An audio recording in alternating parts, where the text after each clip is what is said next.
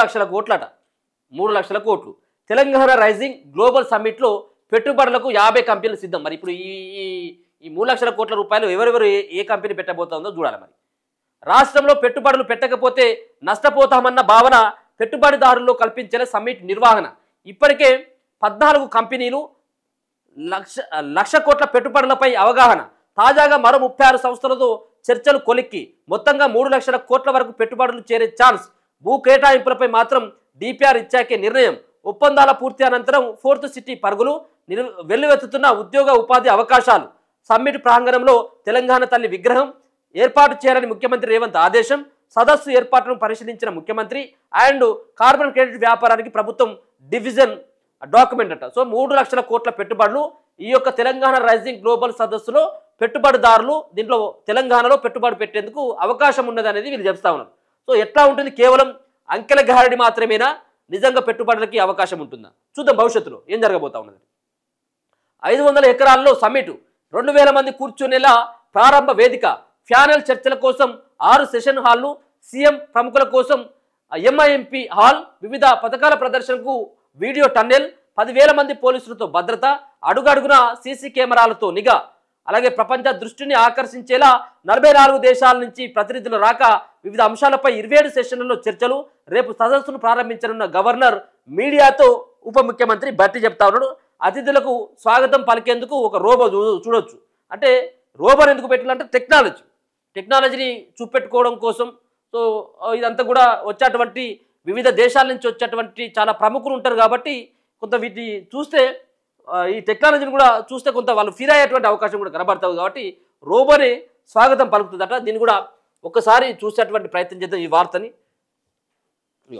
Robo Bharat future సిటీలో పండుగ వాతావరణం నెలకొంది. ఎక్కడ చూసినా డిజిటల్ స్క్రీన్లు, అందమైన లాన్లు, రకరకాల పూల మొక్కలతో ఆకర్షణీయంగా కనిపిస్తుంది. తెలంగాణ ప్రభుత్వం అత్యంత ప్రతిష్టాత్మకంగా నిర్వహించనున్న రైజింగ్ గ్లోబల్ సమ్మిట్కు ఫ్యూచర్ సిటీలో భారీ ఏర్పాట్లు చేస్తుంది. 100 ఎకరాల్లో సదస్సు ఏర్పాట్లు జరుగుతున్నాయి.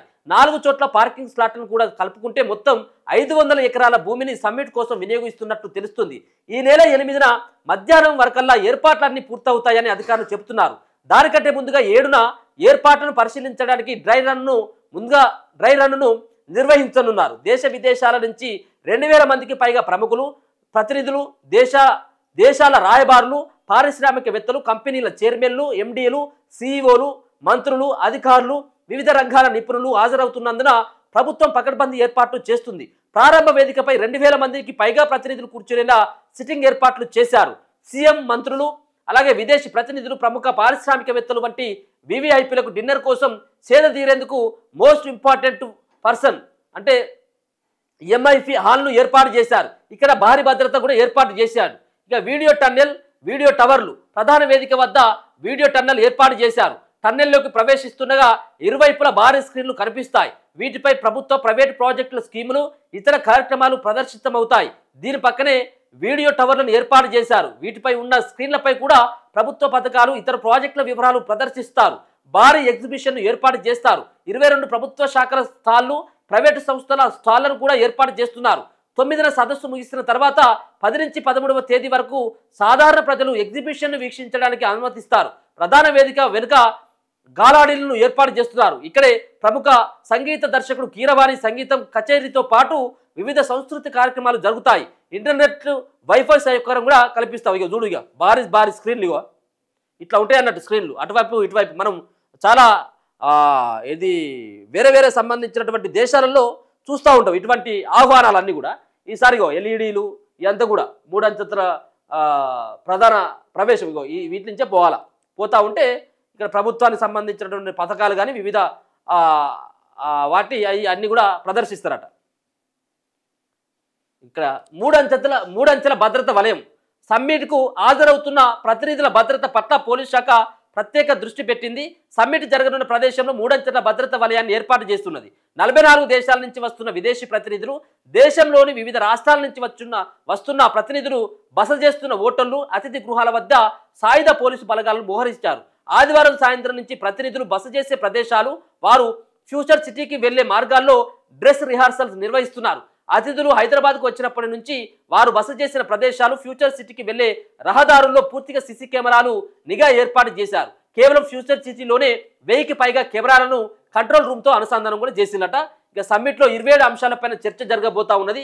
భద్రత విధుల్లో 10,000 మంది పోలీసులు కూడా రాబోతా ఉన్నారు.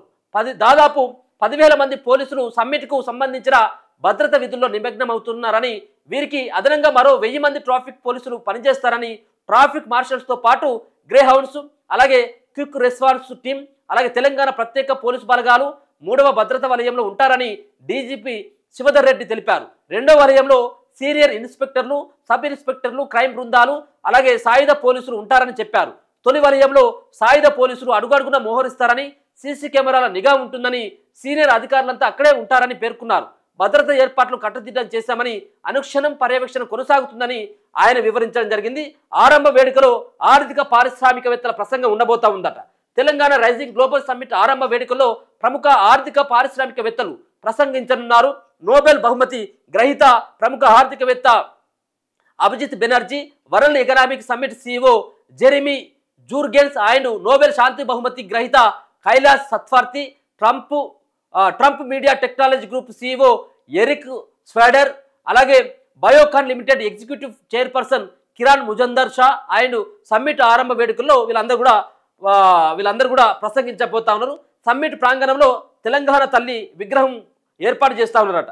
ఏది వాళ్ళకి ఇగో గ్లోబల్ సమ్మిట్ షెడ్యూల్ కూడా ఎట్లా ఉండబోతా ఉందంటే, రాష్ట్ర ప్రభుత్వం 8, 9 తేదీల్లో రేపెల్లుండి భారత్ ఫ్యూచర్ సిటీలో నిర్వహించే తెలంగాణ రైజింగ్ గ్లోబల్ సమ్మిట్కు పలువురు ప్రముఖులు హాజరవుతా ఉంటే, ఈ నెల 8న మధ్యాహ్నం 1 గంటకు గ్లోబల్ సమ్మిట్ ప్రారంభం అవుతుందట. 1 గంటకు, ఇది రేపు 1 గంటకు ప్రారంభం అవుతుంది. 8, 9 తేదీల్లో ఉదయం నుంచి సాయంత్రం వరకు వివిధ రకాల సదస్సులు నిర్వహిస్తారు. వీటిలో రాష్ట్ర మంత్రులు, అలాగే ఐఏఎస్ అధికారులు, ఆయా రంగాల నిపుణులు పాల్గొని వాళ్ళు కూడా చర్చిస్తారట. ఇదంతా కూడా చూసుకోవచ్చు. 3 నుంచి 4 గంటల వరకు, అలాగే ఇదంతా ఇది 2 రోజుల పాటు సంబంధించినటువంటి కార్యక్రమాలు ఏ విధంగా ఉంటాయి అనేది స్పష్టంగా తెలుస్తూ ఉన్నది. తెలంగాణకు సాంకేతిక అంగులు, చార్మినార్ సచివాలయం వద్ద 3D ప్రొడక్షన్స్ మ్యాపింగ్ కూడా కనబడతా ఉన్నది. సో ఇదంతా కూడా పెట్టుబడులను ఆకర్షించడం కోసం ఇక్కడ ఉన్నటువంటి హైదరాబాదు నగరం ఇంత అద్భుతంగా ఉంటుందా అన్నటువంటి తీరుగా ఇక్కడ ఉన్నటువంటి అలంకరణే కావచ్చు, రకరకాల హోర్డింగ్సే కావచ్చు, రకరకాల లైటింగ్సే కావచ్చు, స్క్రీనింగ్ కావచ్చు, ఇదంతా కూడా పెద్ద ఎత్తున కూడా ప్రభుత్వం దీనిపైన ఒక ప్లాన్ చేయడం జరిగింది. ఒక వచ్చేటువంటి అతిథులు చూసి మురిసిపోయేలాగా ఇదంతా ఏర్పాట్లకు ఎక్కడికక్కడ కూడా నిమగ్నం అయిపోయింది. రేపు జరగనున్నటువంటి ఈ సంబంధించినటువంటి ఏదైతే గ్లోబల్ సమ్మిట్ ఉందో, గ్లోబల్ సమ్మిట్కి దాదాపుగా 44 దేశాల నుంచి ప్రతినిధులు వాళ్ళు రాబోతా ఉన్నారు.